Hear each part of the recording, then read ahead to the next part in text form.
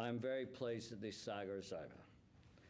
And earlier tonight, I was pleased to speak with Mr. Assange to welcome him home and had the opportunity to ask about his health and to have my first discussion with him. His safe return to Australia, we know, means so much to his family. His wife, Stella, his children, who he is looking forward to playing with, like any dad, and his parents, Christine and John. There are a range of views about the actions of Mr. Assange. The Australian government feels strongly that the proper protection of all national security information is vital for safety.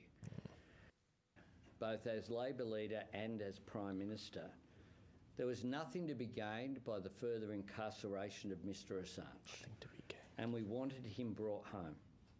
Tonight, that has happened. We have got this done.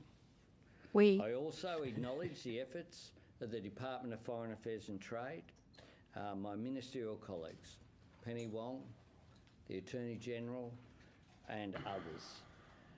Other Australian officials who've worked tirelessly on this case, particularly over the last couple of years. In particular, I want to thank Ambassador Rudd and High Commissioner Stephen Smith, who travelled home to Australia with Mr. Assange. We'll have meetings about AUKUS and other arrangements over coming days as well. They worked with his legal team to facilitate a very smooth journey.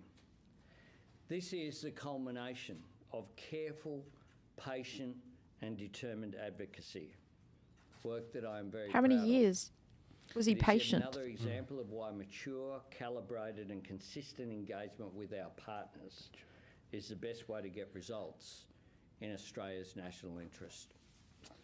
Happy to take a couple of questions. Ian, there are many views about Julian Assange, as you said. Some do not regard him as a hero. Do you think he was a journalist who was wrongfully pursued over what he did? Oh, look, I think that there will continue to be different views about what a fob Julian of a question. And his That's a great question. He fobbed that off. As Prime Yeah, Minister, he did. You mean a fob of an answer? Yeah, fob of an answer. To firmly say that whatever the views that people have, there was no purpose to be served by this ongoing incarceration. They were quiet for. They were very quiet for many years. I spoke with Mr. Assange tonight. He described it as a surreal and happy moment. He's landing. No thanks to Albanese. I think some hats off have got to go to Andrew Wilkie from the MP from down Tasmania. Andrew was very supportive of Assange, and also George Christensen. Don't forget George Christensen. Those two, George went against what was at the time the party line. He joined with Andrew Wilkie and worked hand in hand together. And those two were talking about it when the rest of the Parliament was silent. So I think it's a great win for both George and Andrew tonight as well. Governments have been negligent to allow it to drag on so long instead of advocating as strongly as you've done. Good question. What's important? I'm responsible for my job. And you're doing a great job, Albanese. For Australian citizens. Chang Leia's home. Sean Turnell is home. One of the things that my government does is at times as well, we don't shout. We're not in a contest of machismo. It's not time for Albanese to take a victory lap over this. No, he doesn't shout. He's got the personality of an amoeba, flatlining. So used to us being pre-recorded, I'm really trying not to swear because this. Oh please, can we beep? Do we have a beep? No beeps. Oh God. No latency. Expect to meet Mr. Assange in the next day or so, and secondly, could you give us a sense? Sorry, you didn't conclude. Will you be meeting him in the next day or so? And also, what point did you actually realise that this was going to happen? You've been working on it for a couple of years. Was it a conversation with Joe Biden? Was a message sent from State Department of Foreign Affairs? How did that play out? Well, it played out over a long period of time. Oh, God. It's a secret, you don't reveal these sorts of things publicly. It's astonishing how he says nothing. But he's a true politician. He says nothing. He's saying words, though. Only someone would just leak it all. the US ambassador here that they are also pleased that this has been resolved. The first time I raised it was with President Biden at the NATO summit in Madrid. I raised it also with other senior members of the US administration. But this was always the case, to be very clear, that because of the separation between the political representatives and the judiciary, this was always going to be something that required discussion, patient with the Department of Justice. And certainly over that period of time, there has been an issue as well. I've exchanged very directly with Mr. Assange's lawyers, as have our diplomatic representatives. And Mr. Assange's lawyers... There's so much to say here. If you guys are wondering why he's not saying anything, as usual... Because he's done nothing. He's done nothing.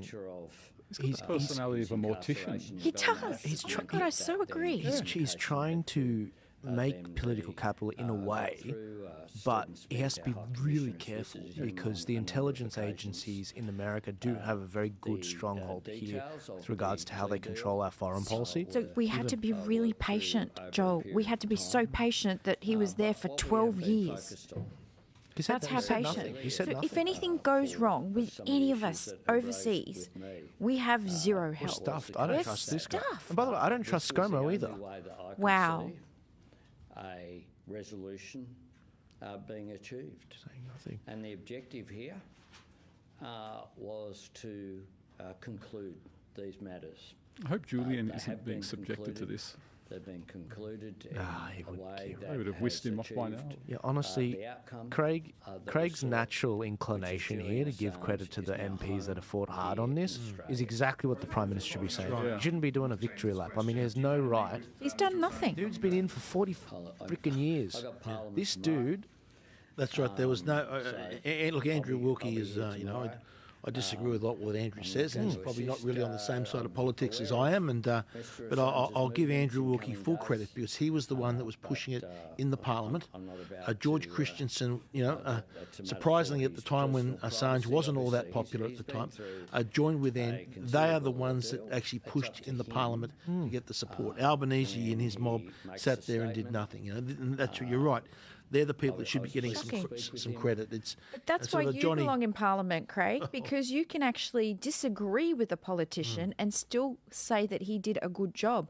And this is what we don't have enough of in our country, is the disagreement and the debate. We just don't have the debate. And there's nothing wrong with having differences of opinion, whether we have differences of opinion with Assange or any sort of political stance. But we have to give credit where credit is due. And I'm sorry, Albanese. Oh, no, George Christensen actually went over at his own expense to the UK to visit him in prison. That's what George did, sort of thing. And plus talking about it with many other MPs saying, come on, look, we've got to give him support. And they're the people that led from the front, that helped change the public opinion.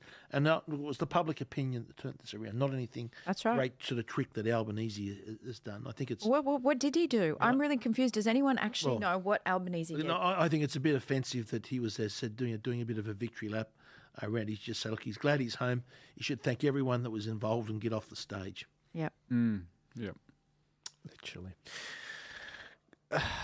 It's tough, guys. This is live. Can I just go back and see what he's actually saying? Because I'm just curious what kind of questions he's being posed right now. And obviously, we're all curious to hear what Julian's going to get up to, where he's going to be staying. And obviously, I was going to ask whether there was a breakthrough moment or a particular turning point in these negotiations, a moment when you realised that it would be possible.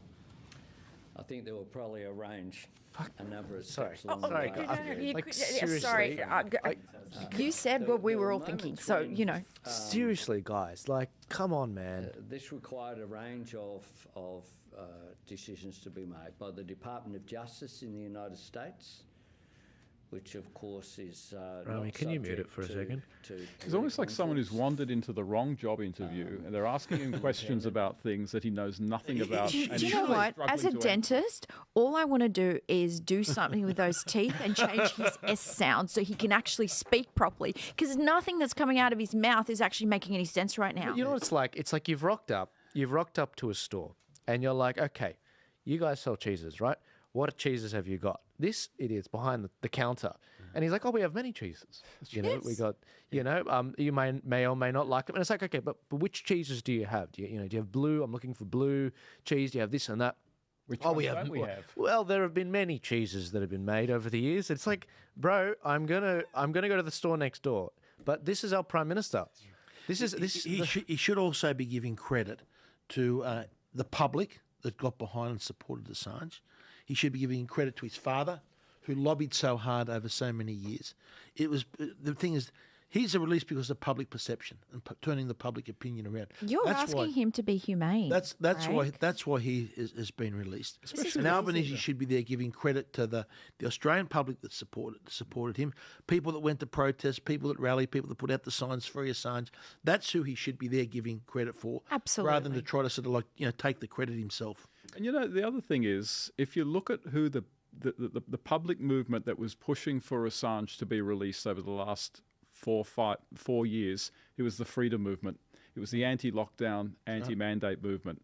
And so the ironic thing is that those who would have absolutely no sympathy for that freedom movement and are cheering on Assange being brought home, in actual fact, the movement that most put this on in public attention, and we all went to the rallies and you saw the signs up, free Julian, free Assange, it was everywhere. It was the freedom movement. Yep. That's just another thing that will not get the recognition or the thanks that it deserves. But it was the freedom movement. What I'll be very interested in seeing going forward now, we've got, remember, the Labor are pushing the mis and disinformation bill, right? Yeah. They are pushing the more power for the Safety Commissioner. Yeah. Now you've got this big public sentiment for Julian Assange on the free speech issues. Incredible. This will be very interesting going forward. So it's like everything that Albanese has been pushing from, in policy-wise, is opposite for what Julian Assange has been standing for. But did you see how pale he is? He probably knows it. So no wonder he's like he's hugging the cactus. It's like, it's all short-lived. But that is a brilliant point, because central to modern wokeism, and a lot of wokedivists would be... I love that word. Yeah, a lot of wokedivists are jumping up and down saying, great, Assange is back, he hates America, I hate America. Yeah. But they're the same ones who are big on censoring information. That's right. The cognitive dissonance is incredible. That's why I think where this debate goes is going to be very interesting in the coming months and years. Absolutely. This will be a very interesting year. I mean, it always promised to be an interesting year. It's certainly not disappointing. And you know what? I love reminding Americans about this, because we obviously lost a lot of our reputation with regards to the lockdowns and everything. And they're like, what happened? What happened to the Crocodile Dundees and the Sandy from Grease Lightning and all that? I thought you guys were tough as nails.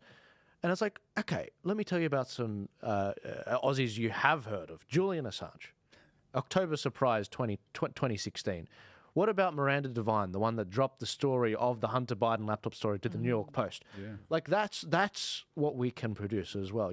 It was 800 Aussies on light horsemen that captured and opened the way up to Jerusalem, and 60,000 British troops couldn't do that. That's the sort of ilk we come from.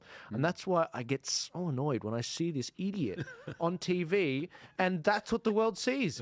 And he's my Prime Minister. And I can't, But America's got nothing better. Like, I mean, okay. They're probably looking at him saying, wow, what a guy. I know, he's not wearing a diaper. I mean, we've gone up in the food chain. There's no diaper involved, and we haven't backdoored it. So, it's an improvement. At least Albo doesn't walk along and then just turn and face the camera and smile. Oh, yeah. Oh, God. Oh, I won't say that. Can we, let's tune in. All right, he's walked out the door. Mate, it'd be funny if at that moment he turned and faced the camera and smiled. All right, we're going to keep an eye out on this live stream. I don't think anything else is coming up, but who knows? Assange may do his own actual press conference. We have no idea, but we're going to keep